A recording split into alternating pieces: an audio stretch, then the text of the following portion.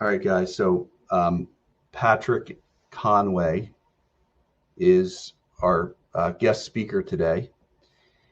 And Patrick is a really successful real estate agent. And we're lucky to have him.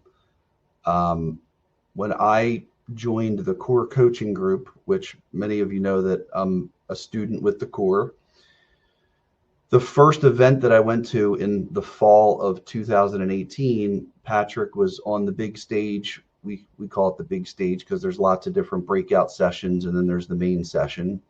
And his story was really compelling, and it's part of the reason why I joined. So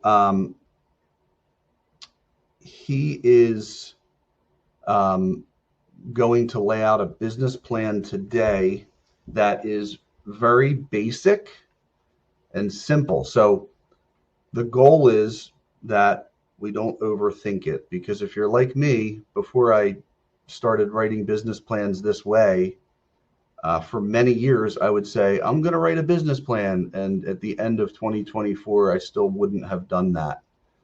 So he's going to make it really simple so that we can walk away with a plan.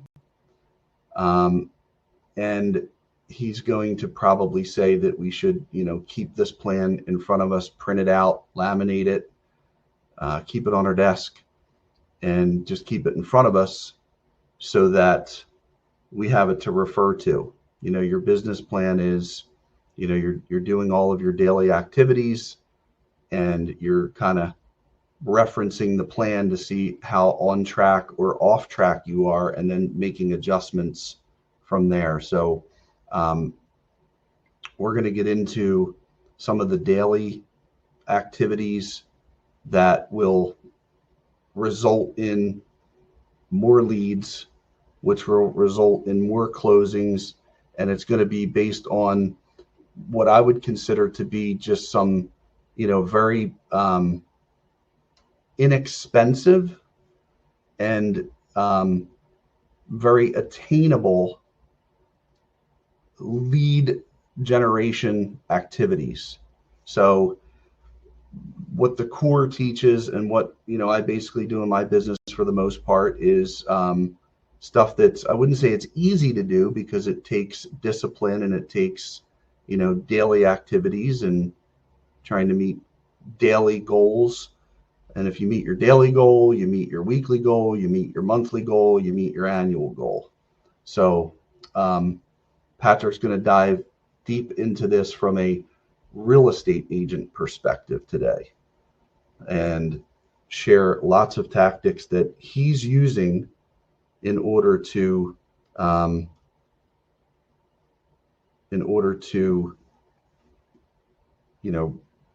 meet his goals, accomplish the production that he's accomplishing.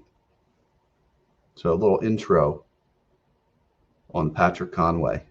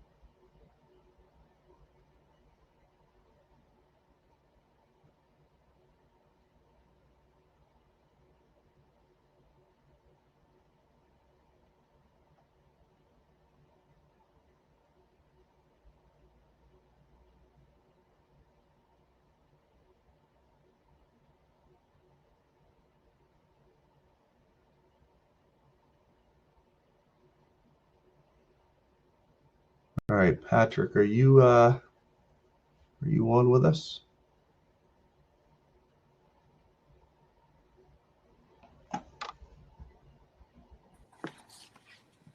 Patrick. Oh my gosh, I'm here. Woo! Thanks for joining us, brother. We appreciate you. You're welcome, man. Yeah, we're definitely Central Time. Y'all are Eastern Time. That's a fault on ours, man. We need to do a time change on that stuff. I'm so sorry. Hey, no problem. No problem at all. We're just excited to have you. Patrick, so as I've been pontificating a little bit here, so I had told them the first time that I heard you speak was you were on the big stage at the summit fall of 2018. Oh, right on. Yeah. That was my first summit. Your story was compelling. You're absolutely one of the reasons I've been in the Corps for the last 5 years. So we're like super, super grateful to have you on the call. We have a lot of amazing realtors that I work with day in, day out. Great people. We're all struggling in this crazy market. 2023 has been difficult, but I think if we can go into 2024 with a solid business plan, that's the goal, right? Absolutely. For sure. And just a little bit about Patrick. So, Patrick is a real estate agent, team leader, real estate coach and consultant, national speaker. He's closed over 150 transactions or more over the last 10 years, been in the course since 2012, been a coach for the last 7 years, went from 48 units and 11 million in volume and 190,000 net income in 2013 to 152 units, 84 million in volume, 1.2 million net income in 2022. So these incredible results are all part of the system that Patrick is going to share with us today. So Patrick, without further ado, man, thanks so much for being here. We're super grateful. Thank you. So this is my first webinar jam. So I only see you. I don't see anybody else, right? Correct. All right, cool. Correct. So everybody could see me and hear me and all that stuff. That's awesome. I love it. Webinar jam. I like it. So first of all, I'm so great with time. I show up, 12 minutes late to my own thing. So that's awesome. I apologize. Thanks for being so flexible. But yeah, that story is pretty incredible. But man, I had this crazy ego. I was like an egomaniac person when I first started. And that first year of business, I made 190. It was actually a 43 transactions for about 9.7 million volume. And that 9.7 million in volume, I think it was 187,000 on a 1099. So my 1099 was $187,000. So obviously I was discounting like crazy. If I did almost $10 million, I only made like 1.8% per deal. So I would just discount like crazy. I didn't know how to overcome that objection, but I did a lot of units and it was fun for a first year. 43 units is a lot. And I'd walk around like, oh, I made 190 grand. And of course, as realtors, we round up, right? So I'm like, oh, I made 200 grand my first year. And it's funny that my stats even say that because that's just what I thought, but I wasn't really being a business person. When I finally joined the Corps and started getting coaching, I ran a P&L, the profit and loss, and I didn't realize that, oh my gosh, I actually have expenses here. So that first $187,000 1099 was just revenue coming into my company. In that first year, I probably only made like 60 grand, and I didn't really realize that. So in year number 2, I had, American Express cut off my credit card, which was really fun. So I kept saying decline. And the next thing, there was this company that was like really, really impressed with me because they kept sending me letters. I think their company name was like ERS or something like this. Oh, no, it was the IRS. The IRS kept sending me some letters because you actually had to pay taxes as well. So I was all screwed up, and luckily I got my stuff right. But I was an egotistical maniac, so I kept building like bigger, bigger, better, or at least I thought bigger was better. So I ended up with I think it was 2018 was our height of people and units. So I had 24 people that worked for me. And I had lots of buyer's agents that were like on a 50-50 split. And we ended up we helped 346 families that year of 2018. So we were like 120 million, something crazy. And I made like $300,000 less than I did last year. And we only did 152 units last year. So it's like, man, I did less than half of the production, but made $300,000 more. So I realized that bigger is not always better. Better is better. So I'm single dad life with 3 kids. And I love being active and having fun. So it's like, man, 346 clients is like a rat race, and I was working too many hours. So I love what I do right now. So I'll go over like my basic building blocks. I'll talk about setting up the year for success. We can go over some forms, which I think everybody got those forms, right? The 3 things that I sent out. Cool. Awesome. So I would highly recommend taking notes. I want to give you my 4 basic building blocks on how I get to goals. and what my goal and what my vision looks like. And I think that most realtors that I talk to right now are simply unclear on their vision. And maybe they feel like they're a product of whatever the market's going to do. And I'll get into that in a little bit. But if you don't have a clear vision on where you're going or what you want to accomplish, you probably will not get there. So you need to understand who you are, what you're trying to accomplish, what your priorities are, and really put a vision together around you. And so my vision, I want to close 13 deals every single month is my new vision. It just makes sense for me. If you do the math on that, that's about 160 units. And I'm going to tell you what my building blocks for success are. So building block number one, the first thing that you must do to have some success, I need 400 people that are local influence that all pass what I call the grocery store test. So if I'm walking down aisle 3 of the grocery store, Bill's walking down aisle 3, I'm like, oh, Bill, how you doing? He's like, oh, Patrick, what's up? Like, we know each other. So of course I want realtors on the list because realtors are not going to influence my business. So I want 400 non-realtors of local influence. Like literally, if I walk by them at the grocery store, I would recognize them. I would be able to call them by name. So I need 400 people. So the first thing that when people hear that, they're like, they either have two responses. One is, oh, I probably know all these people. I have way more than 400. Or number two is, oh my gosh, I don't even have 100. How am I supposed to get 400? So if you're the first person, like I grew up in Chicago, but I moved to San Antonio junior year of high school. So I finished up high school in San Antonio. I went to college in San Antonio.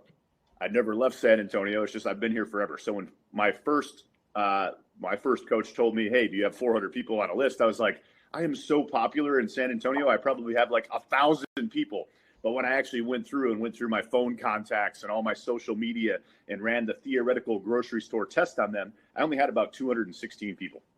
So what I want you to do is go through your phone contacts, go through all your social media, go through your swipe rights if you're into that, whatever, Facebook, TikToks, whatever, all the people that you have as friends, and I would run the test. Are they local? And would I recognize them? Would they recognize me at a grocery store? So if the answer is yes, you put them on the list. Hopefully you have around 400. The number is 400 because I think it's reasonable. I think it's manageable to be in a relationship with those type of people, with that many people. So if you are newer to the area or you just don't know that many people, you're like, man, I might know 100 people. I don't have 400. Patrick, what am I supposed to do? Here's your 2 homework assignments. Number 1, you have to join an organization that is professional business related. So that organization can be, oh man, I'm going to Rotary. It can be a BNI group. It can be a charitable organization. It can be an entrepreneurial group. It can be anything, but I want a whole bunch of non-realtors in the room that's a professional organization. I would like it to meet at least once a month. I would prefer once a week. And when you go to this organization, your whole purpose is to grab 3 business cards and meet 3 new people every time. Make sense? So if you simply did that and you did it every single week, a year later, you'd know 150 new people. Make sense? Homework assignment number 2 is exactly the same thing, except it's fun. So I want you to join a fun, interesting, something that you're interested in group. So that can be a sports organization. It can be sitting on the board for a charity or sitting on the board for an organization that does some fun stuff. It can be a book club. It can be just any organization that's fun that you have interest in. So I'll give you some examples of stuff that I'm interested in. You can, say a prayer for me because, yes, I'm a Chicago Bears fan. It really sucks being a Bears fan because they are not the greatest football team, but I'm diehard, baby. I'm like, the Bears, come on.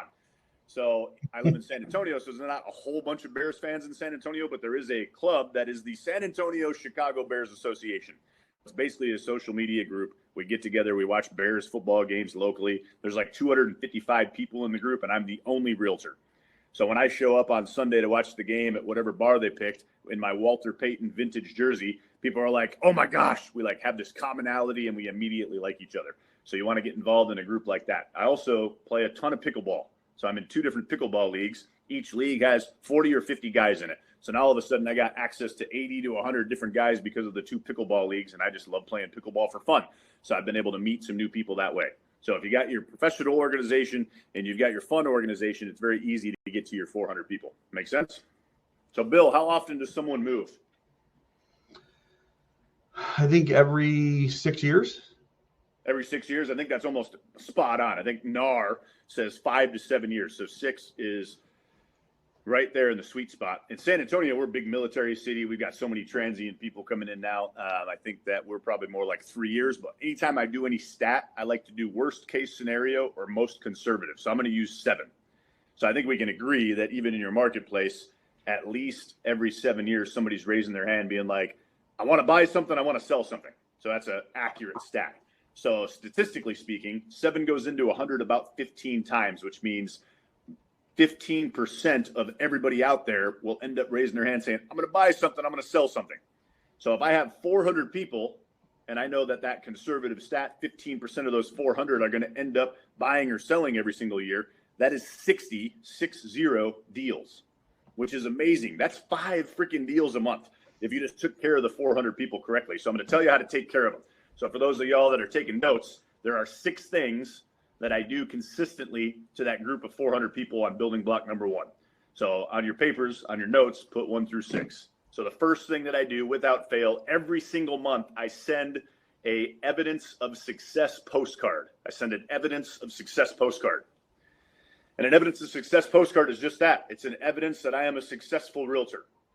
So it can be a stat about real estate. It can be a story about real estate. It can be everyone's negotiated a deal and gotten money off. It can be like, wow, I just negotiated this deal for my client for $5,000 off. If you'd like to save $5,000 on your next house, you probably should hire me. It can be as simple as that, or it can be amazing stats. It can be like, oh my gosh, this quarter we sold 45 homes. We helped 45 families this quarter. What an amazing stat. I helped all these families about 15 a month. It's been amazing. Thank you so much.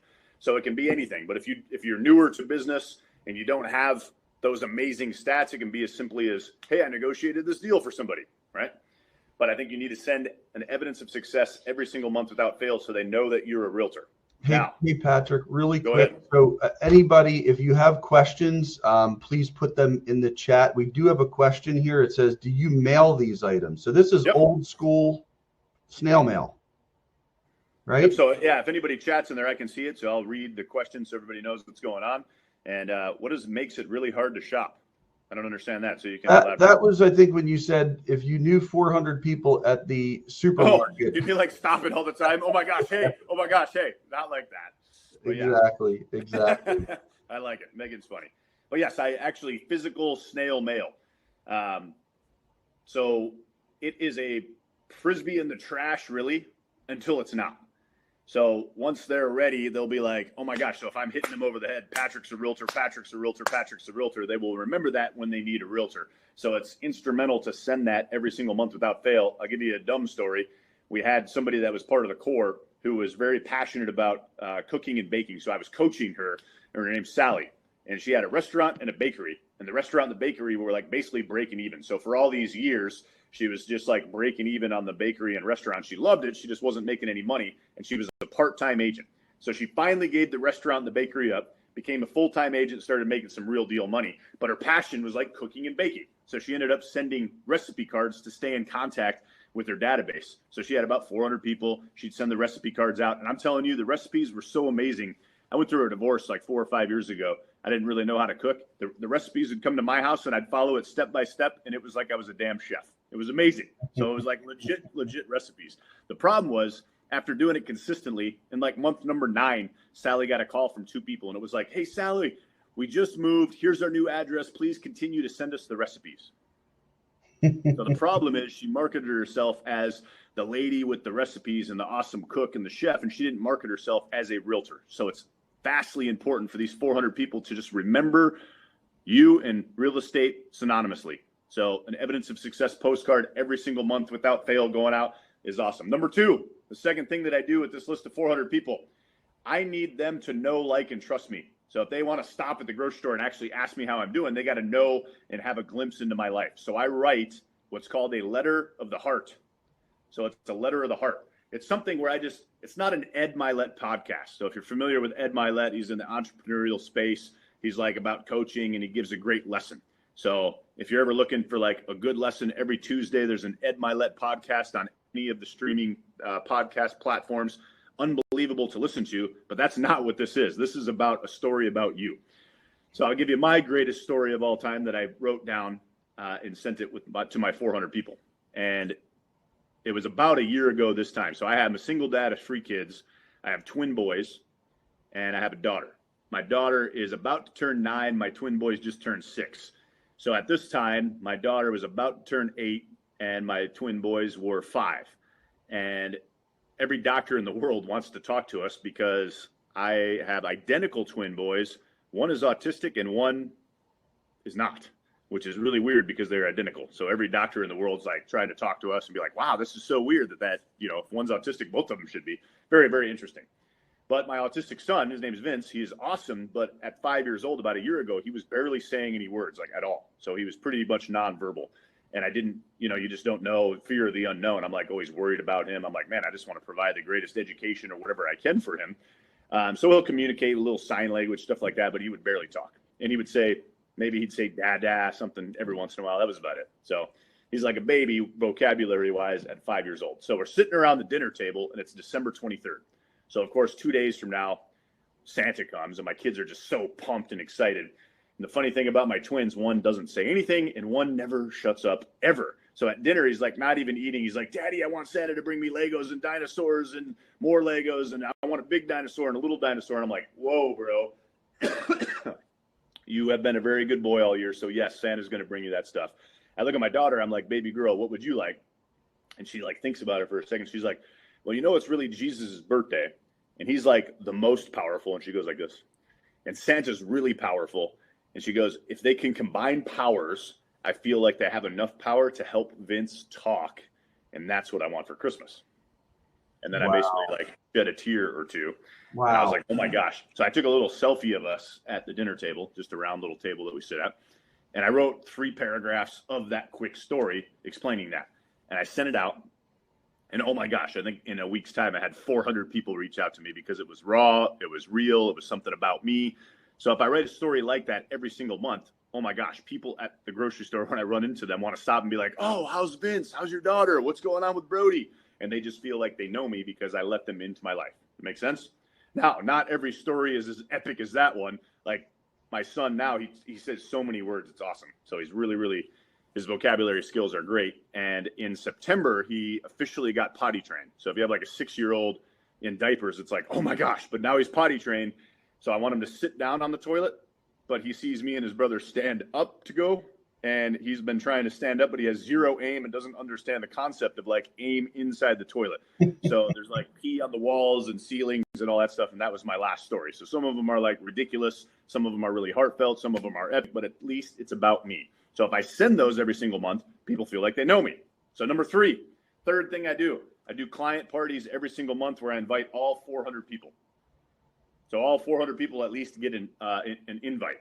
So I do the same 4 client parties once a quarter. So I do a San Antonio Missions baseball game, which is like a AAA baseball game. I do an Easter egg hunt.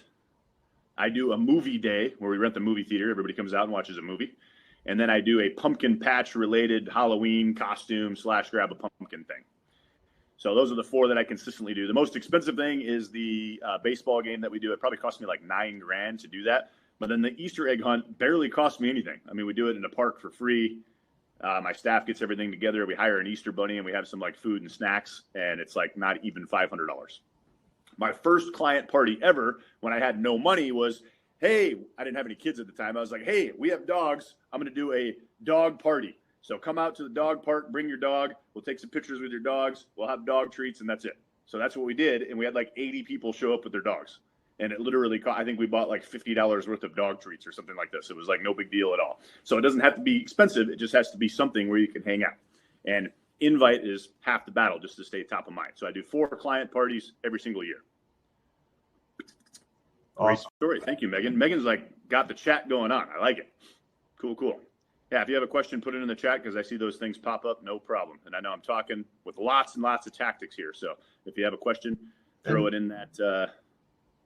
Patrick, just a thought here, right? So lots of awesome ideas. The idea would be to pick one, implement, and kind of over the next year as our business plan, because I work with a lot of the agents on the call, helping them to implement some things. So it's about digesting it, right? How do you eat an elephant bite by bite?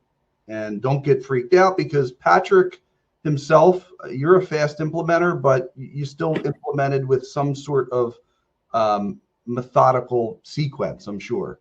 Oh yeah. So my recommendation is in the order in which I'm giving you these things. I'll kind of tell you exactly how to implement these 6 items. But the first thing is get your list of 400, right? So get the list of 400. I gave you the tactical ways on how to do that. Don't start implementing this stuff until you've got your people together. Now, if you have 100 people or 216 people like me, or you're at 400 already, just start it, right? Doing something is better than nothing. So I'm going to go through these 6 things, which the first 3 are like, wow, that's a lot, but I'll tell you exactly how to implement it. And it becomes a little bit like it seems like the big elephant and you got to eat it one bite at a time, but I'll tell you a couple little tricks on how to get it done. So awesome. So the first one, evidence of success postcard every month. Second one, letter of the heart every single month. Third one, client party at least once a quarter. I think you're taken care of in that fashion. The next 3 are literally just phone calls. So number 4 is I call them on their anniversary.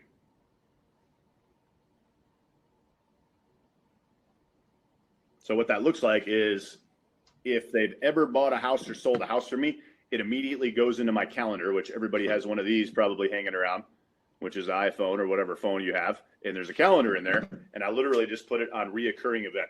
So I don't even have to think about this one in terms of implementation. When they close, I put it in there every year, pops up, and it's anniversary of their closing.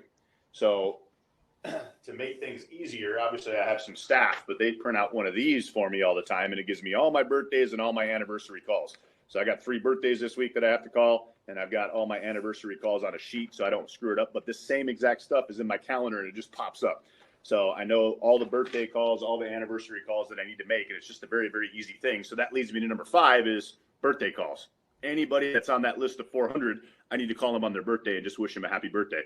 Just so y'all know, my birthday is tomorrow, and I like birthday calls. So if you have a personal relationship with me at all, just call me tomorrow, because I'm still a little bit egotistical. I'm much better now. So if you had a conversation with me prior to 2018, I apologize, because I was kind of a prick. I'm a much better person now, but I still have a little bit of that ego. So every year I try to get like more and more birthday calls, which means I'm being more influential to other people. So my birthday's tomorrow. I turn the big 4-0, but I think it's important.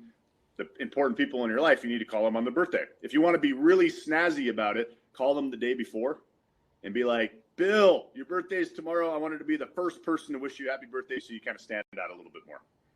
Cool? Love it. So the last thing, number 6, is an old school thing that's a really easy tactic that we do in the Cord. It's called a letter of the week. What's my phone number? 210-379-2297 is my personal cell phone number. It's 210-379-2297. If you want me to elaborate on anything or need a little coaching session, you can call me. I always answer. That's probably why I'm successful at business, because I answer my phone all the dang time. I suck at texting. I really suck at email, but I'm the greatest you've ever seen on the phone. So if anyone actually calls me tomorrow and say happy birthday, I appreciated the webinar with Bill yesterday, I would highly appreciate that. So thank you very much. I appreciate you. So the second thing, the third phone call thing, number 6 that we do, is a letter of the week call. Letter of the week call. And what that is, it just kind of takes the guessing game out of it. So if I have 400 people on a list, I can put them in alphabetical order. In the first week, I can call all the A's. The second week, I can call all the B's. The third week, I can call all the C's. And I do that. What's cool about that is there's 52 weeks in a year, and there's 26 letters in the alphabet.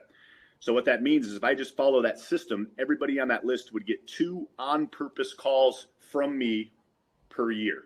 Now, there's not an exact science, because when I get to X or Q, there's like hardly any names. And when I have like M, there's a ton of names, right? So it's not an exact science, but it's a system that I follow so everybody can get 2 on-purpose calls from me per year. So building block number 1 that I got to work on and I got to have, what I would recommend that you guys work on is, all right, I need my 400 people on a list. They all got to be local influence to like the litmus test is, hey, if I walk by them at the grocery store, would I recognize them? Would they recognize me? If the answer is yes, I put them on a list. Some people ask me like, hey, what CRM system? We have a CRM system that my staff uses, but I'm like so old school. I literally just have these people on an Excel spreadsheet. That's it. So I don't overthink it, because with my 6-step system, they get enough touches from me. So the 6 things that we're doing with those people. Number 1, we're doing an evidence of success postcard. Number 2, we're doing the letter of the heart. Number 3, we're doing some client parties. Number 4, 5, and 6 are just phone calls. Anniversary call if they ever bought or sold. a birthday call, and the letter of the week call. So to implement these things, it's not that difficult. I think that all of y'all have an unbelievable resource in Bill, and I can promise you that Bill has like some templates and some examples of EOS or LOH, which is just evidence of success or letter of the heart, and he can literally send you those. But just as I was saying, you have one of these in your pocket. I would put an automatic reminder that says, hey, my letter of the heart's due. Hey, my evidence of success is due. And I would write it one time. There's plenty of companies out there. I use Reaching Neighbors. You can use a company. You can print them out yourself. Don't overthink it. But if you just put it in your calendar as a reoccurring event and make sure it goes out, I promise you it will go out. So the number 1 and number 2 are pretty easy. Number 3 is probably the hardest to implement, but just start somewhere. Like it can be as easy as a dog park. The greatest thing about y'all and the resources that you have Bill. I'm sure he's done client parties. What's the last client party you did, Bill? The last client party that I did, I did a lot of events this year. They were mostly educational, but the last party was last Christmas party at our office. Cool. Nice Christmas party. So I'm sure he's got some tactical things on what you can do and how you can do it. Thank you. Absolutely. So got lots of great ideas. Happy to help with any and all events. Now, when you have the list of your 400 people, there's a tiny bit of legwork that you need to do. If they ever bought a house from you, obviously you need to go into your calendar and put a reminder of their anniversary. And then you need to go and search them a little bit. Most of the people are on social media and you can grab their birthdays. So then you put their birthdays in your calendar as a reminder. And that reminder will pop up in the mornings and all you do is make those calls. The letter of the week call is very simple. You just be disciplined enough where, hey, it's Monday. I'm printing out all of the A's on this list and I'm going to make sure I call them this week. Hey, it's Tuesday. Hey, it's the next Monday. I'm printing out all of the B's and I'm going to call them. Hey, it's the next Monday. I'm going to print out all of the C's and I'm going to call them. So those are the tactical ways to implement those 6 things. I think number 1 and number 2, number 4, number 5, and number 6 are very, very easy to implement, and you should do that almost immediately. It's literally just reoccurring calendar invites and then do what your calendar says. The most challenging is number 3, which is your client parties, but you have a great resource in Bill on how to do that, how to execute it. So get with him, and he will probably even pair up with a party with you. Amen. Happy to help. And hey, Patrick, question for you, because I can kind of hear some of the agents in my mind saying, okay, are you, when you're making the birthday call or you're, calling the letters of the alphabet or the anniversary call, how are you asking and reminding them for the business? So literally, if I just do these things and never even asked for any business, I believe that 15% return would come. So the 15% return, if I have 400 person lists and I did those things, I give them the evidence of success, and we're doing a client party and they see some branded stuff that says Conway Realty Group and they get a letter of the heart from me, connected them to me, and then I get them a call just to catch up. What's great about my letter of the week calls, we're always doing client events or something's going on, or there's like a stat that I can lay them on for real estate. Like, oh my gosh, do you know 119 people a day are moving to San Antonio? The market's ridiculous. Or if I call them on their anniversary, Bill, 3 years ago, you bought a house for me. Wow. And I don't even think about and ask exactly. Now, I'm really great at asking, so I'll get to that. But the beauty of this whole program is some people feel like, oh, I haven't earned the right to ask, or I feel uncomfortable asking. If you didn't even ask and you just did those things with 100% execution, 100% consistency, I promise you that 15% return is going to come. The reason that I say everyone will buy every 7 years, I think that's conservative, is because the only time they will not use you is like, my wife's sister just became a realtor. We got to use her, right? That sometimes happens. That's why I'm using 7 years and not like 5 years. Make sense? Now, that's not even getting a referral. So now I'm going to go to the next couple of building blocks for me. And I'm going to talk a little bit about like how to condition some people for referrals and get some referrals and try to create some like VIP people in your life, if that makes any sense. Cool. Awesome. Patrick, we have one question here. So all of these 6 things you're doing with your 400 people? That's right. So I got my 400 people on a list. They all get the evidence of success once a month. They all get the letter of the heart once a month. They all get an invite to 2 to 4 client parties per year, and they all get their anniversary call or their birthday call, and then I'm doing that letter of the week call. So they all get all those things. So in essence, those 400 people every single year would get 12 pieces of mail showing that I'm a successful realtor, 12 pieces of mail connecting them to me. They'd get 2 or 4 invites to client parties, depending on how many parties I'm throwing. And then they would get at least 4 calls, an anniversary call, a birthday call, and then 2 calls based on that letter of the week. So they would get all of those things. And if I do all those things, wouldn't you think they'd pick me for their real estate? And it's just as simple as that. Like, I don't need to get scripted or anything like that. I'll give you my script and what that looks like. But right now, I wouldn't even focus on that. I would just focus on implementing it and just make the call. Hey, happy birthday. All right, man. I just wanted to say happy birthday. You're important in my life. Bye. Like, I don't even care about a script. I don't care about mentioning real estate. I don't care about asking for them. If you do those things, I promise you it will come back to you. Cool? So if anybody's saying, hey, I'm just not comfortable asking, right? And you're just being an awesome agent, you're going to attract the business. So first step is just start doing these things. Don't overthink it. Exactly. So I always am in that list. So obviously I do receive leads. I do new deals. So I'm always in my list. My list is a working beast. It's like a living organism that I'm working on all the time. So I will, if somebody moves far away and there's no possibility of them ever coming back, they're not going to pass that grocery store test anymore. So I'll remove them from my 400 list. Now that doesn't mean I remove them for life.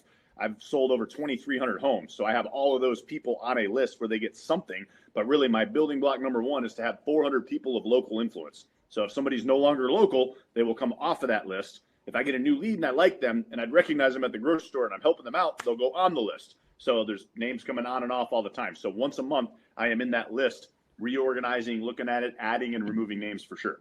So I want to make sure that it's always up to date. Cool? Awesome. Thank you. So that's building block number 1. Building block number 2 and 3 are very, very similar. But building block number 2, as I look at my business, I have 8 people in the last 3 years, 8 people in the last 3 years that have sent me 5 or more closing each and every one of those years. So I was just analyzing my business last year and I was like, man, I've got 8 people that send me 5 or more deals 3 years in a row. I couldn't believe it. So I was like, man, they are like super duper VIPs. So I have a goal, my building block number 2 that I'm always working on is to have 10 super VIPs. And a super VIP would be like the best movers and shakers, the most influential people, the people that can send you lots and lots of leads and lots of deals. Like, these are the most important VIPs, very important people to my life. And they've got to be business related because these top 10 super duper VIPs have the ability to send me lots and lots of referrals. So what I do with this group is I literally will call them 2 to 4 times a week and I see them once a week. So these are like my closest intimate people in my life. I freaking love them. They're just awesome. They are rock stars for me. The messaging that I give them is simply this. Hey, what I'm looking for, you're so influential in town. To help me, I just need 1 person per month that might need to buy or sell a home. So what I'm looking for is 1 lead every single month from these super duper awesome influential people. Now, to give you an example of the people that I have on my list, I have 10 really great ones. The last 3 years, 8 of them have come through and given me 5+ deals. But I have my financial advisor. I have my CPA. I have a divorce attorney. I have a receivership attorney that's like more probate style. I have 4 new home salespeople. I have a developer, and then I have a guy who runs the Audi and Lexus dealerships in town. So he runs all the sales department, and that dude sends me so many leads. But they're all like some of my best friends. We hang out. I talk to them all the time. I'm a highly emotional person. So if I'm having a bad day or I have a decision to make, I got to call all 10 of those guys and I tell them the same story. Like, I just talk to them constantly. So I'm like embedded in their life. They're embedded in my life. And the messaging that I give them, because we are best friends, is, hey, can you just hook me up with 1 person, just 1 that needs to buy or sell a home every month? So what that looks like is 12 leads in a year from each one of these individuals. And a warm lead for real estate converts at a pretty high number. I'm almost 50% this year, 50, but I can kind of bank on 40%. So 40% of 12 is about 5. So that's what I'm looking for from my top 10 people. So I really feel like if I pick the right people, I pour into them, I'm talking to them almost on a daily basis, I'm seeing them on a weekly basis, they're my top 10. This is my number 2 building block that I work on. Who are my intimate, awesome VIPs, movers and shakers around town, business-related people that can send me lots and lots of deals? Patrick, question on those. Are you also trying to actively refer people to them? Absolutely. Yep. So it's like, as much as they're embedded in my life, I'm embedded in their life. So if I've got my top people, it's just naturally we're doing business together. Like my Lexus and Audi guy, even if somebody's just looking for a generic car, I send them to him. Hey, can one of your dealerships and one of your guys help these guys out? For sure. Oh, my financial advisor, man. Anybody that's got any money, I'm like, man, is your money working for you? I've got the best guy. He makes all my money, a bunch of money. I need him to call you. Awesome. So I'm always looking to refer for sure. Perfect. Cool. Building block number 3 is very similar to building block number 2. Building block 3 is the next 25 people. The next 25 people. Megan, I'll get to your question in a second. So the next 25, not to spread myself too thin, like I know who my top 10, like I'm intimate with them like crazy. Who are the next 25 that are really movers and shakers that are influential in town that I can be in relationship with? Now, with these guys, I'm definitely trying to call them and see them at least once a month. So it's not like the top 10, my building block number 2, man. I'm calling you 2 to 4 times a week. We're embedded in each other's lives almost on the daily basis. I'm seeing you once a week. My kids hang out with your kids. You're at my house. I'm at your house. The next 25 is like I'm always in a working relationship with them. So I'm trying to have a lunch with them once a week. Once a month. I'm trying to call them like once a week. And we're just in a good relationship. The messaging for these guys is, hey, once a quarter, can you find one person that needs to buy or sell a home for me? So with the next 25, I'm just trying to get one lead a quarter from each one of those people. And with my conversion rate, I'm about 50% for that warm style of business. So if each one of those individuals sends me 4 leads in a year, that should be about 2 deals. So building block number 3, the 25 people, should give me about 50 transactions in the year, which is pretty crazy. Cool. Awesome. Next thing, most important. So for a while, I talk about building block number 1, 400 people, do these 6 things. You'll get 15% return. Building block number 2, have 10 super duper VIPs. Like they will definitely send you a ton of business. Ask them, hey, I just need 1 lead a month, and you're looking for 5 deals a year from each one of those individuals. Then I got the next 25. The messaging is 4 leads in a year, 1 lead in a quarter. What's crazy about that is if you do the math on that, 400 people will give me 60 transactions. 10 people will give me 50 transactions. The next 25 will give me 50 transactions. That equals 160. And my vision and my goal is to do 13 deals a month. That hits my magic number. That's about 160. So my vision and goals line up with my actual like building blocks on what I'm working on every single day. So when you have your vision, you got to be like really, really clear. Like, what is it that I want?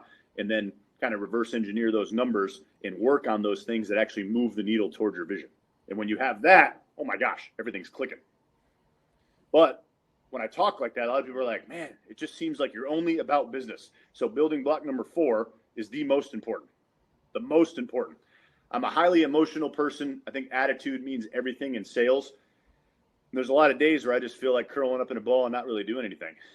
And the struggle can be real. So if I'm trying to do 13 deals every single month, I mean, like every other day we put something into escrow. And there was a point about 60 days ago where I went through this 45-day weird period of time. And we literally had 17 days go by with 0 escrows. So for somebody who's doing 13 deals a month, wow, 0 escrows in 17 days is like a slap in the face. You know what I mean? Now, me and Bill, we also get coached by people. And my coach is Rick Ruby. He likes to yell a lot.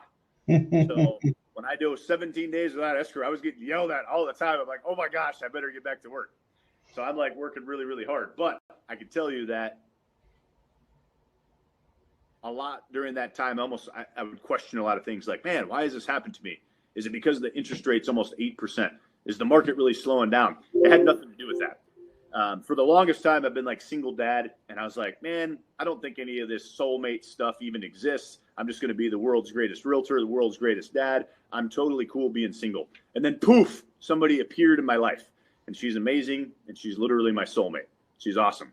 The only problem is she lives in Chicago and I live in San Antonio. So I originally grew up in Chicago. So some mutual friends introduced us about a year ago.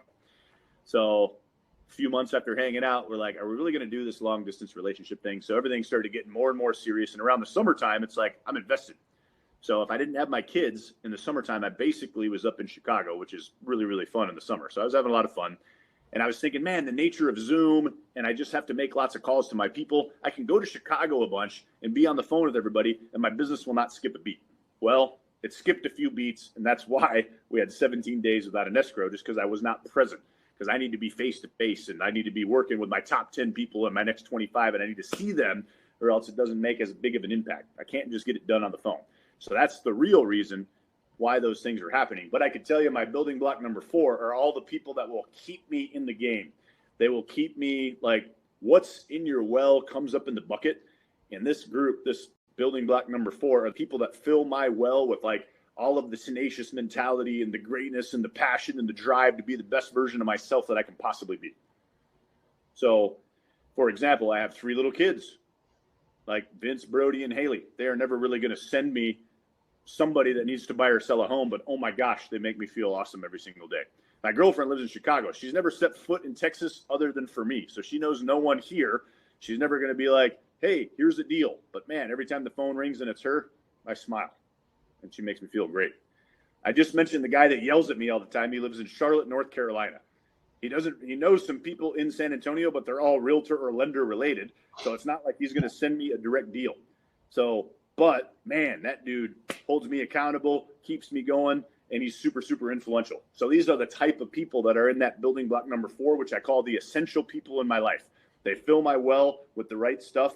And when I'm just not in the right mood, sometimes I got to call all them and be like, hey, how's it going? They just make me feel good. They give me like the positive Patrick Conway vibes that I need. Make sense?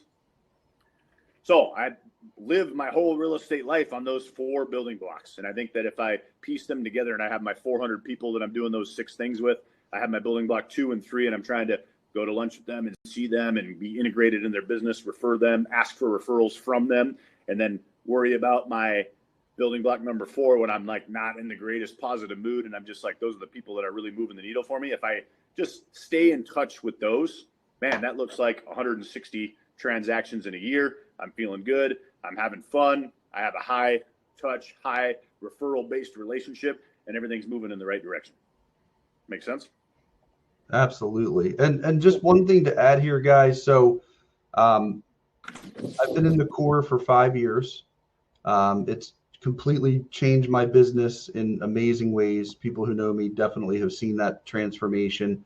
So Megan on my team, she knows this stuff inside and out. And we have, I wouldn't say mastered it because we're always learning and growing and trying to, refine and get better, but we're doing a pretty good job with it. But we're also here to help you to implement some of these strategies. So between Megan and myself, we can be pretty influential in helping you guys to kind of, if you have the vision and you want to go down this road, how do we implement piece by piece? Cool. Now, when I'm talking to all my people, if I want to elevate it, I think asking for business is always a good thing, but I have a script that's always in my mind.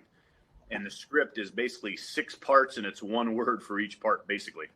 And I'll kind of explain this because I don't think that if I said, here's exactly what I say to a past client, here's exactly what I say to a top 10 person, here's the script when I'm talking to a listing client, like I wouldn't want to write it out word for word because you can't be me. Like be the version of yourself that makes sense, but have like an idea about what you want to say. But I'm not into the word for word scripting. So my script is simply 6 parts. Number 1 is sprinkle. Number 2 is 3 questions. Number 3 is weave, W-E-A-V-E, weave.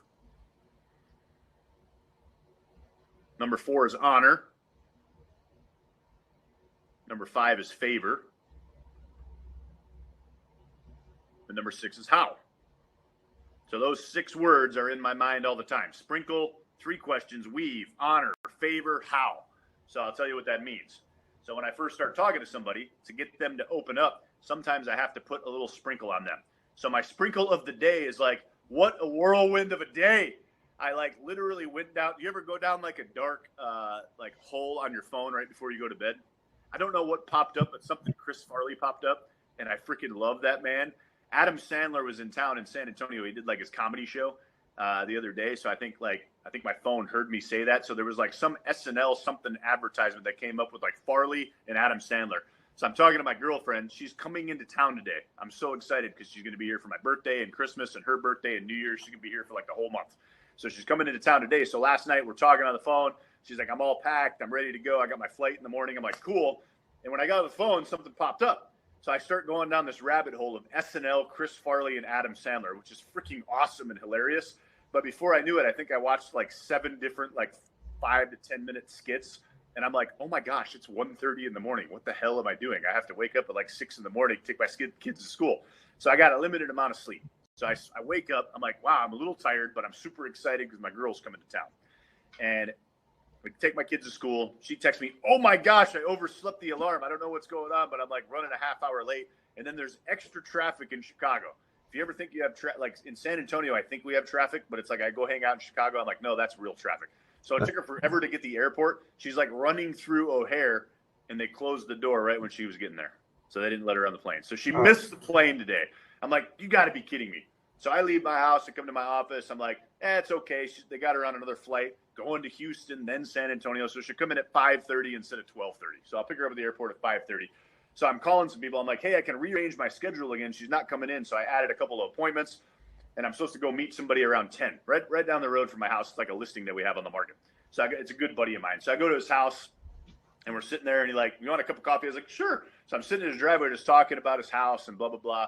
And then I get a text from Bill, and it's like, hey, man, here's the link to the thing. I'm like, cool.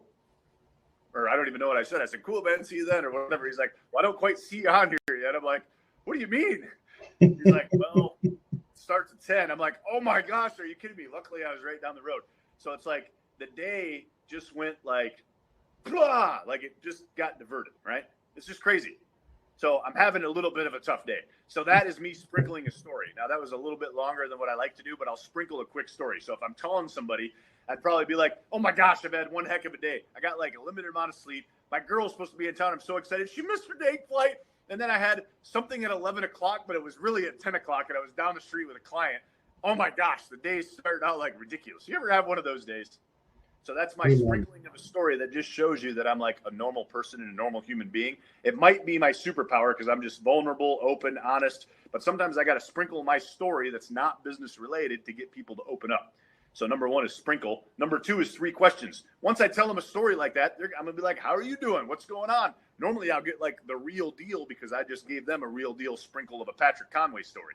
So whatever topic they bring up in my mind is 3 questions. So anything they bring up, 3 questions. Oh, man, this weekend was crazy. We had so many birthday parties with the kids. Oh, my gosh, how many birthday parties did you go to? Like, you have 3 kids. What are their ages now? Like, what are they excelling at? Are they doing sports? Are they doing school? What's their newest thing? What are they doing for Christmas? What's their best Christmas gift? How do you feel? Like, what are y'all doing for Christmas? Are you in town or are you not? Like, I just ask a ton of questions about whatever it is that they bring up. Then I'll weave. Number 3 is weave, W-E-A-V-E. I'm weaving something in related to us. Like, something that we've experienced. Like this morning, I'm talking to another core coach. His name's Jeremy Larkin.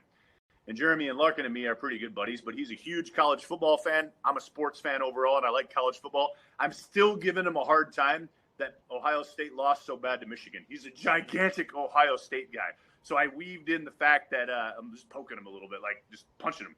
I'm like, man, yeah, so Ohio State did really good against Michigan. They're in the national championship, right? They're like the top 4 teams. Oh, no, they're not. So I just give them a hard time. So I'm weaving something in that's relatable to us. Number 4 is honor. So I give people like honor all the time. And it's like, man, Bill, I have to tell you that I have a lender in town and we're good buddies. But, man, he doesn't put on a lunch and learn like this, or I guess it's breakfast time. Oh, no, it's lunch over there, 12 o'clock.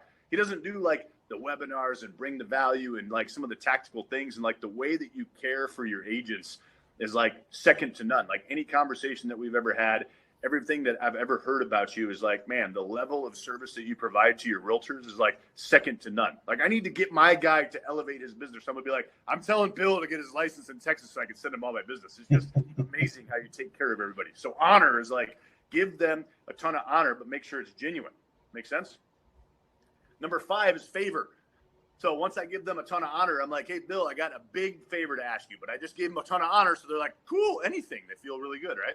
And the favor is, can you send me just one person that needs to buy or sell a home before the end of the year or in the next 30 days or this quarter or this year, right? So I put a time frame on it. I need a favor. Can you send me just one person that needs to buy or sell a home in a specific time frame? The number 6 is super important. How? Bill, I appreciate you sending me that client in the next 45 days. That'd be awesome. Now, look, Don't just tell them about me or give them my card. Like, call me with their name and number so I know that it's coming from you, so I can take extra special care of them. So I'm educating them on how to send me that business. So that's my script for everybody. So I'm always in my mind. Sprinkle, questions, weave, honor, favor, how. That's the 6 of my script, no matter who I'm talking to. Make sense? Hey, Patrick, it's be interested about them rather than being interesting, right? Like you're being very interested to start, and I love it. I love it. Patrick, I know we're kind of limited on time. I want to be respectful of your time and everybody on the call. Can we just go over? So we've got tactics on how we can drive business and drive leads, which is probably one of the more difficult things to do. To set our target goal, can we go over the form that says if we want to close this many deals, we need this many leads, which means we need to make this many phone calls, et cetera, et cetera? Absolutely. Absolutely. So I know we started like 15 minutes late, so I want to be respectful of time. So can I go till 12:15, or you want me to be wrapping up? No, I say let's do it. Let's go to 12:15. So I'm going to skip you for a second, because now that I talked about all that stuff, Bill proactively gave you some forms. So I'm going to go over this one. So there's 3 forms that he gave you. 2 look very, very similar. But this one says, where are you now? Where are you now? And what I like to do is actually take time. I'm going to go through this very quickly and give you my examples. If you have a question on it, let me know. But then we're going to go through where you will be, which is going to be very, very quick. And then I'll go through the specific business plan, which Bill's talking about. And then I'm going to open it up for some questions. Cool? So where you are now is this form right here. These 2 look identical. One says where you will be, where you are now. You got to start with the where you are now. What's interesting is there's 7 boxes of life: work, money, love life, family, spirituality, friends, and self. And in each box, there's 2 blanks. So this is an exercise where I want you to sit down and you're going to go, okay, work box is number 1. In that box, there's 2 blanks. So what I want you to do, just in your gut, it says, what is your biggest struggle in each area? So you're literally just going to write it down. So work right now. For me, the biggest struggle is lack of warm leads. So I'm going to write lack of warm leads. The second struggle is just getting it all done in time. So I spent so much time in Chicago, and I have like this whole nother life thing going on, which is totally worth it. But it's like, how do I get it all done when I'm trying to use my extra time to travel to Chicago, or vice versa? When she comes here, I want to spend some time with her. So that's my struggle: lack of leads and time. Now, then I go to the next one. Money. What's my biggest money struggle? I told you I had 45 tough days. I had 17 days without an escrow. In the core, they make us save money. Thank God, because I had to borrow money from myself in order to pay bills, because I went a little negative. October wasn't great. November was like so-so, but I literally had to go into some investment accounts to borrow some money to make sure I could pay the bills. I do not want that to happen. So I want to make sure I'm saving 20% no matter what, and making sure that I have, when it comes to money, like I personally have an issue. I get real and raw with some of this stuff. So I have a dad in my life who's an ex-con, and he cannot do some of the things that he wants to do because he's an ex-con. So he has a car dealership, but everything's in my name. And we originally spoke about putting stuff in my name to defer the risk. I told him, give me $2,000 a month, and I'm going to set that $2,000 a month aside in an account. And a few years back, I just stopped. Like, he just stopped paying, and I didn't really think of it as my dad. And it's like building some resentment. But what's interesting is he's fallen on some hard times, so I had to help him out. And I personally gave him a little bit of dough to help him out. And it would have been nice to have the $2,000 a month sitting in this account that I could have helped him out with. So that's a money struggle that I have. So that's just what I'd write down. Number 3, love life. Oh my gosh, for the first time in like 10 years, I swear to God, this might be my best thing. I don't really have too many struggles, but it's like the distance is one big, gigantic thing. So really, that's like the main thing. And then also, she will eventually be coming here to move. So it's like timeline of when the move will happen, which will probably happen in the next 3 months or so. So those are the 2 biggest struggles. Like, man, she lives there. How am I getting her here? Family. I told you about the dad thing. So that comes up immediately. Man, me and my dad, I just don't want that resentment to build up. So how do I not do that? And then the second struggle is like, what happened? Like, what does that actually look like? Man, my family, my extended family, I just don't really reach out to them as much. Like the close family people that I have, I'm like talking to them all the time. I'm really good about that. But man, I've got a half sister. I never talked to her. My grandmother, who lives in Florida, I barely ever talk to her. She's still alive. I need to talk to them more. You know, I got an uncle up in Detroit. I'm like, man, when's the last time I talked to him? So I'm just struggling with that. Spirituality. For the longest time, this was like hardly on my radar. I struggle a little bit. I've been getting much and much better at this. I've got a mentor in my life named Roy Mason. I talk to him once a week, and he's an evangelist preacher and teach me about faith and doing the right thing and Bible related stuff. So my biggest struggle is like, I'm still ignorant to that, reading through the Bible and learning some of these things. And then just like time commitment. Like I'd like to be in church a little bit more and make sure that I'm more consistent with reading the proverb and stuff like that. Friends, all of a sudden I've realized that a lot of my friends, I like them so much, I like pull them into my business. I'll be like, come work with me. So now that I look at friends, it's like, how many friends do I actually have outside of this crazy industry? Like there's not too many of them. So that's my biggest struggle there. And then self, man, I went through a divorce. I had a really, really rough time at it. So I still have this thing where like, am I good enough? Am I good? Like I have this awesome new relationship. I'm always like, when's the other shoe going to drop? Like, is she really going to move down it? Like, I just have like these like self-doubts is a big thing for me right now. Forever it was weight, but man, I got in shape. So I work out all the time. I feel good. But it used to be like weight and being in shape. But I'd put my 40-year-old self against my 20-year-old self any day. I'm very, very in shape right now. So those would be all my struggles. So then once you write all your struggles down, you grab this one, where you will be. It's the exact same looking form, but it just says where you will be. And then there's 2 blanks. And what you're going to do is write a specific, tangible, measurable thing that you can do, which will alleviate that struggle. So I go to work. So you got to have them right side by side. So they're going to be side by side. So I'm going to look at where I am now, and I put my work struggle. Number 1 is lack of leads. So how do I get better with lack of leads? Be like, you know what? I'm going to make sure that I have my 400-person grocery store list in place, and I'm going to start with those 6 things. I'm going to start with the EOS and the LOH and the calls first, and I'm going to figure out a party later with Bill. So I could put that on there and be like, man, I got lack of leads, so I'm going to identify my 400. I'm going to have them on the list. I'm going to start going after it. I'm going to send the EOS every month. I'm going to send the LOH every month. I'm putting those calls in the calendar. I'm just going to abide by my calendar. Make sense? So that'd be how I do that. Money. I need to save 20%. So, oh my gosh, what I need to do is do a better job of running the P&L. And anything that's left over, I am putting 20% away so I can make up for the money that I just borrowed. So I'm making sure without fail, every single month I'm running a full P&L, what came in, what goes out, and I'm saving 20% no matter what. Love life.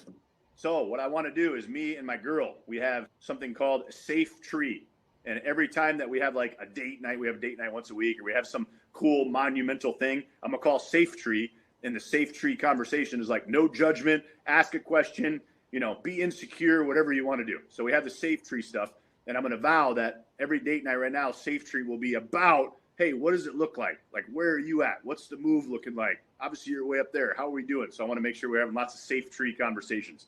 Family, my dad, oh my gosh, I will vow before February, which my dad's birthday is in February. So before his birthday, I'm going to take him to lunch or dinner, and we're going to sit down and we're going to hash out this $2,000 a month thing as is building resentment. I don't need the money, but I need to have that conversation.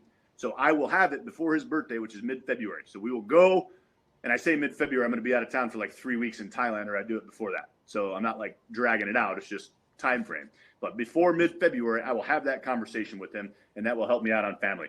Spirituality.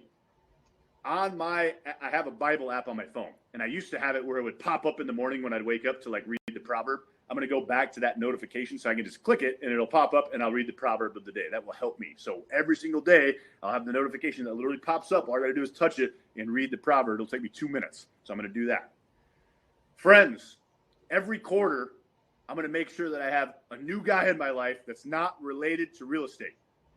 So I'm going to do whatever it takes. So I'm going to be out at my pickleball leagues or my Chicago Bears Association. I'm meeting some new dude. They'll be like, hey, let's grab a drink or let's go out and play some more pickleball or whatever. I'm going to connect with somebody on a better level, just in the surface level, at least one person per quarter. So by the end of the year, hopefully I'll have 4 new friends that are not real estate related. Self, forever I put that I was fat. So my goal that I put on here would be like lose weight, or I'd put like, hey, I want to be 215 pounds or whatever it was. It just never worked until I did this. I said, I'm going to count my macros every day. I'm going to be 40% protein, 30% carbs, 30% fat. On days that I work out, I will literally eat 3,000 calories or less. On days that I don't work out, I'll eat 2,200 calories or less, and I will work out at least 4 days a week. That's very specific and measurable. And when I did that, oh my gosh, if you have any clothes to wash, I can wash them on the washboard stomach. I'm just telling you, That's what happens. So it's got to be specific and measurable. So I would take the time. I gave you the examples, but I would take the time where you are now. Like go to a quiet place, an hour of time, just like what is the gut reaction to my struggle? Write that struggle down. And then the most important part is where you will be. It's got to be specific and measurable or else it won't get done. Don't just say lose weight or like 215 pounds. Cool, but how am I going to get there? Like what are the specific tactical measurable steps that I could say, yes, I did that or no, I didn't. The more specific and measurable it is, the more likely you are to achieve it. What's really cool about this whole thing is where you will be. Now, all of a sudden, you have 14 specific measurable goals that you can work on for 2024. And once I sometimes have to do this 3 or 4 times until I get it right. We're like, these are my goals for 2024. And the second I have it right, I laminate. I make like 3 copies and I laminate 3 copies. And I have one in my office and one in my house and one in my car. So I can look at them all the time. Because it's not like goal setting. It's not like November, December time, let's make a goal. And next December, look at it again. It's like you've got to look at it all the time. The more specific and measurable. And if you look at it every day, you're more likely to accomplish those things. Now, we're all about work. So the other thing that I did was I gave you the simple business plan. The simple business plan. So I like to start, there's like 10, 11 things on here. And if you go through this, it kind of dumbs it down to the ridiculous. But the first thing is like big income goal. So I have a huge, gigantic income goal. It used to be like pushing for that all the time. I'm at a pretty, I wouldn't say, I'm not like complacent, but I'm pretty comfortable. And I have some other goals like time frame and getting Erica down here from Chicago and pouring into my kids and making sure Vince's education's good. Like those are a little bit more important to me than money. I make about 1.2 the last couple of years. A lot of money. Now I could push really hard and make more, but man, in San Antonio 1.2, I can kind of do whatever the heck I want. It's very, very nice. I do have a goal when I look at my 4 building blocks and how they add to 160 units. 160 units based on average sales prices and things like that should be about 1.4. So I probably will go up and I'll watch my expenses. So you put whatever your big income goal is. I can just say for the sake of hitting a big income goal, I'm going to say 500,000. So if I look back 8 years ago or so, I'm like, man, I want to make 500 grand. So I'd write 500 grand down on this thing. So I look at my average sales price. My average sales price in San Antonio right now is a little bit above the average in San Antonio. It's actually $500,000.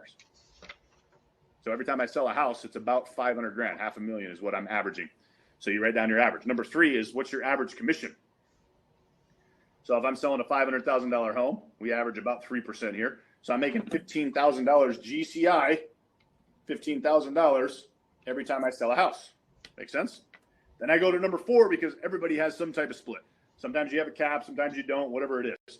But I have I'm part of the Keller Williams system, but I have a very unique deal. So I'm 100%. I don't ever have to pay anything. But for the longest time, I think they took 25% of my money when I first started out. So if I only made 75%, I would only make $11,250 per deal. So to review the first 4, my big income goal, I got 500 grand. You write down whatever yours is. Number 2 is I write down my average sales price in town, which I'm writing down 500 grand. Number 3 is what's my average commission? So 3% of your average sales price. In my case, is 15 grand. Then my average commission minus my split. So if I was a 75-25 type person, I'd make 11,250 of money to me. So how many units do I need to close to answer number 1? So I would do answer number 1 is 500,000, and I would divide it by number 4, which is my commission per deal after my split. So if I do the math on that, I need to close 44 transactions. 44 transactions at $11,250 would give me $500,000. Lead conversion. If you are straight cold business, I do the internet, I do door knocking. That's all I do. You're about 4% conversion if you're really good.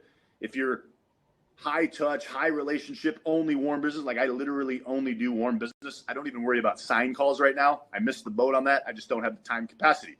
But if you're warm business, I'm almost 50%. So if you're somewhere in between that, I think 25% is a really good number. If you have a little bit of cold and a little bit of warm. So how many warm leads do you need for the whole year to get that? Number 7. So you take your answer to number 5, which I need 44 transactions, and I'm going to divide it by my conversion rate, which is 25%. So that means that I need 176 leads. If I convert 25% of them, I'll do 44 deals. So number 8, how many warm leads do I need per month? So if I need 176 leads, and there's 12 months in a year, I literally need less than 15 leads each month to accomplish my goal. So how many leads do I need per day? I don't even need one lead a day. If there's 30 days in a month and I need 15 leads, I need one lead every other day. One lead every other day is what I'm writing down for number 9. Wow. One lead every other day. I'm telling you, like Elon Musk, I think is the richest person in the world right now. I think that's what Forbes came out with and said. So let's say that Elon Musk took all of us into a room and he said, hey, let's say he said, meet me tomorrow, Wednesday, on Patrick Conway's birthday. We'll all be in a room. And he's going to write 2 checks. He's going to write a $100,000 check in your name. He's going to write a $100,000 check in your favorite charity's name. And he's going to say, it's 9 o'clock. You have until 5 o'clock to go out there and get a warm lead. Like, not some nobody, but like somebody that you know that wants to buy or sell a home, or somebody that you know that referred you to somebody that wants to buy or sell a home. If you could do that, then you would take Elon Musk's chump change for him, $100,000 for yourself, $100,000 for your favorite charity. Would you be able to accomplish that? I ask that in rooms all the time, and every agent, no matter if they're experienced, not experienced, brand new, they're like, "Ooh, I would be able to do that." And it's because of the narrow focus. Like nothing else would matter. You'd be like, I want $200,000 from Elon Musk. I'll do whatever it takes today to find somebody that wants to buy or sell a home. That is your job as a realtor. So if you just figure out a way to capture a warm lead, like every day I go to the office, it's like, get a warm lead. That's my number one job. That's the only thing that I'm thinking about. Get that warm lead. And with this model, if you wanted to make $500,000 and your average sales price was $500,000 and you had a 75-25 split, oh my gosh, all you need is one warm lead every other day. And you'd make $500,000. It's just crazy when you boil it down to the ridiculous simple building block. That's what it takes. Kind of the formula based on my 400-person building block number 1 and my top 10 and my next 25. My goal every day is 15-1. Have 15 great conversations with those individuals on those building blocks and capture one warm lead. It's kind of the good formula that I found out. I have 15 really good conversations, kind of equals that one warm lead. And when I have those conversations, in the back of my mind is that 6-part script of sprinkle, questions, weave, honor, favor, how. And when I do that 15 times each day, oh my gosh, I get that magical one warm lead. So you've got the way to accomplish and have 14 specific measurable goals, 2 for each area of your life. You've got your specific business plan that'll boil it down to the ridiculous. And I'm telling you, 15-1 should be on everybody's mind. You'll be more wealthy than you ever thought if you can just be consistent with that. And oh man, we went over so many tactical things, but I think starting with building block number 1, having the 400 people, adding to that, making sure that they all pass that grocery store test and doing those 6 things with them should be what you're trying to build towards and work towards for the future. And then anytime you're talking to them, just keep that script in mind. So you've got lots and lots of things to do. It's just about choosing to do it. The funny thing about everything that I said today, I don't think that it's new at all. I think you've probably heard this before. So everyone knows what to do. It's just turning it on. I'm a big sports guy and I grew up in Chicago. I grew up in Chicago during the Michael Jordan era, who's like the most relentless, amazing, winning at all costs person. I just think that he's the most competitive athlete of all time. And in your marketplace and in your 400 people, you literally are the Michael Jordan of real estate for your 400 people. But you just need to realize that. The greatest thing about Michael Jordan was the flu game. The flu game. It was 1997, and the series is tied 2-2, and it's the finals versus the Utah Jazz. So typically whoever wins that game 5 wins the series. And it came out that Michael Jordan might have the flu or food poisoning or whatever he had. If you ever saw the Jordan documentary, The Last Dance, it like features this a bunch. But I'm a kid. I think I'm in 8th grade.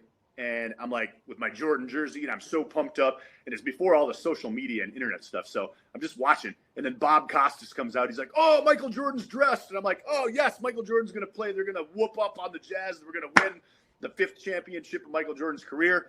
And in the first quarter, Michael Jordan comes out. He doesn't really play well. You could just tell that he's got like really bad flu. So every time out, he's sitting on the bench with an ice pack on his head, bent over, towel over. And he's like, he can't even play defense. He scores no points. And I'm like, get Michael Jordan out of there. Like, it was just amazing for me to say that because I was such a Michael Jordan homer and fan. But he just sucked. And then something clicked on him. He's like, hey, I don't really feel like it right now because I have the flu, but I am Michael Jordan. I know what to do. I have the ability to do it. And he just decided to do the stuff. And he started doing the basic stuff that Michael Jordan does. And he started playing really good defense. And he started putting the ball in the basket. And in 3 quarters of basketball, he had 38 points, 7 rebounds, 7 blocks, 6 assists, 2 steals. It was ridiculous. Ridiculous game. And he put up this last second shot to make him go up by like 7 points to seal the win with like 30 seconds left. And he collapsed to the floor. And some days you just don't really feel like doing it, but you know what to do. And it's like there's this iconic moment where Scottie Pippen, like the number 2 guy for the Bulls, comes up and picks up Michael Jordan, and they're in this embrace, which is really weird because Michael Jordan didn't really hug anybody, but man, he left it all on the court. And Scottie Pippen helps carry him off the court. It's this really iconic photo. And I'm telling you that in Bill, all of you guys have your Scottie Pippen in him. It's just you have to choose to be the Michael Jordan and take the shots and take some of these things that you learned today and actually implement it, and you will be amazing for 2024. Patrick, I appreciate you letting me talk today. If you have any questions, throw them in the chat, and I will be happy to answer them. Yeah, Patrick, thank you so much. Lots and lots of solid gold there. I think the last thing, it's like, would you rather, experience the pain of discipline or the pain of regret? Right? And it's stay disciplined and just do the work every day. Like Patrick said, it's every day. We're the building blocks. If we do everything that we're supposed to do daily, we meet a weekly goal, we meet a monthly goal, we meet an annual goal. We're here to help you through all of that because that's what we're doing. So we're not experts. That's why we have Patrick here, because Patrick, is obviously the expert on the real estate side, but we know enough to certainly be a little bit more than dangerous for you and help you to implement these. And guys, these goal sheets, I started doing them 5 years ago. When I started doing them, I didn't understand the power of it, but by writing things down, you have a 10 times more likelihood of achieving the goal. And it's cool because in a couple of years, you go back, I've been doing them for 5 years. When I look back, I'm like, oh my God, these goals I put in here, some of them I didn't believe I could hit. I'm hitting these goals. So it's just the power of the exercise is huge. We're certainly also happy to help you through the exercise. For sure. So there's a question out here, doing 160 transactions, how many people work for me? So I actually have 5 people that work for me. I have an operations manager who's been with me for 12 years, and he just kind of has that title because he just knows everything, and he's like the fire putter outer. He runs the P&L, he does all the stuff, but he also manages like the TCs. So I have a buyer side TC and I have a seller side TC. So they're proactive communication to the buyers and sellers and making sure that transactions get done correctly. Then I have a personal assistant who's like kind of like marketing and personal assistant. So she'll do the EOS postcards and the LOH letters to make sure I write them and get them out on time. She'll make sure that she coordinates the events that we do for our clients. She'll be some of the gifts that I want to give out for birthday presents and stuff like that. She'll go get those. But just as more importantly of like personal assistant stuff like dry cleaning, making sure my car's washed. I got this big project that I'm working on that's like a scrapbook thing that I'm going to give for Erica in our first year of knowing each other for Christmas. So she's been helping me like print out pictures and do all this stuff for that. But I mean, she's literally like personal assistant. And then I have like a really great showing assistant. So the showing assistant just is at every buyer's consultation. And then she's responsible to search for houses and go show the houses to the buyers. So that's my 5-person team. Awesome. My monthly payroll is about $24,000 all in. It costs me about just under $40,000 to run the team every single month with everything that I'm doing. And Patrick, you started that, right, with probably, I would imagine, 1 employee. So I started with just a TC who was Matt, my operations manager today. I just hired 1 person. So the first hire that you want to make is somebody who can be like transactionally on your side. So they can do a contract to close. They can provide some proactive communication to the buyers and sellers and help you, because you want to focus on the $200 an hour activities, not the $20 an hour activities. So I hire somebody for $20 an hour to do all those paperwork things so I can go out there and make the relationships happen. And the $200 hour activities like prospecting and green time activities and meeting with referral partners and showing houses or listing houses. Patrick, what if somebody's not doing it as perfect as you're doing it? Well, I think that all that stuff that I said, I'm probably 78 to 80% on fire all the time. So I'm not 100%, and I'm a coach and I do really, really well. So I think that whatever you are, it's just about adding. It's not like you say, it's kind of like a gigantic elephant and you eat it one bite at a time. And the consistency is key, and the discipline to like add a little bit and add a little bit. So the crazy thing about just making a small decision, but doing it over time. The tough thing is you probably don't see the results. Like if you said, oh man, I'm going to send a evidence of success postcard and a letter of the heart one time in the month of January 2024, and then you never did it again, you wouldn't see any result from that. So it's the compounding effect of some of these things that you do it no matter what all the time and have faith in that process. A simple example that I just did math on is I office in a loft office upstairs, and downstairs about a 4-minute walk is a Starbucks, and I love Starbucks. I'm in shape now, so I can eat or drink whatever drink I want to drink. But when I was trying to lose weight, I love vanilla lattes. So I'd get a venti vanilla latte, 330 calories in a drink. So when I wanted to lose weight, I was like, man, I probably should make the decision to not drink that vanilla latte. I probably should go to like the regular coffee with a splash of cream, less than 30 calories. And if I made that decision, I would literally save the 300 calories. So if I go and make that decision once, I don't see any results with my weight or health. If I do it all week, 5 times in a week, I still don't see any results. If I do it all month, take my shirt off, I don't see any results at all. But if I do it all year, 5 days a week, every single week without fail, I would actually save myself 77,000 calories. And to burn 1 pound, you have to save or burn 3,500 calories. So if you do the math on that, at the end of the year, just making that small change, that I would not see any results a day, a week, or a month after. But if I did it for an entire year, I would have lost 22 pounds. And that's exactly what we're talking about. If you take some of these things and do it every single day without fail, you blow up, and all of a sudden you're like, wow, I can't believe that happened. And it's almost like the consistent compounding effect of all the stuff that we're talking about is where the magic happens. Awesome. Patrick, I want to say thanks again. Thanks so much. I think we're going to wrap here to be respectful of everyone's time. We would love to, I know that I'm going to get amazing reviews on this. We'd love to do this again. So I got your back anytime. This time I'll know the time difference. That's totally our fault. I really, really apologize. Thanks for being so flexible and waiting on my late butt over here. I appreciate it. Hey, we appreciate you. Thank you again so much. Lots of great information, and we'll definitely do it again.